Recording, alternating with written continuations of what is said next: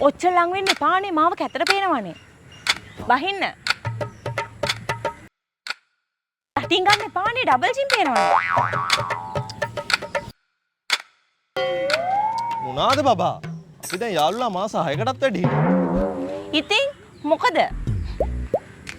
මං කලින් යාළුවා හිටපු කොල්ල 5 දෙනෙක්ම ඔయిత වැඩි කල් හිටියා. අඩුම්තරේ මෙහෙම මෙහෙමත් මං ළඟ වෙන්න දුන්නේ නැහැ.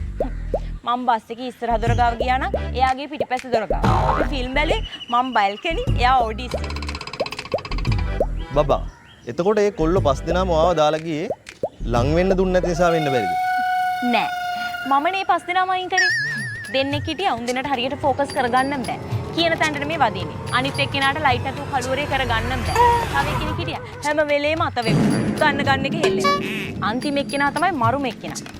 ගන්නව විතරයි දෙන්නේ නෑ. ඉතින් වැඩක් තියනවද අනේ? මේ එක කොල්ලෙක්වත් මට පෝස්ට් කරන්න ඕනි වෙලාවට වීඩියෝ එකක් දෙන්නේ නෑ. බබා මේ මගේ නම් ફોකසුත් හොඳයි. ඕනම කළුවරක පහනක් ගල්ලන් හරි ගහන්නත් පුළුවන්. ඒ උලන්නේත් නෑ.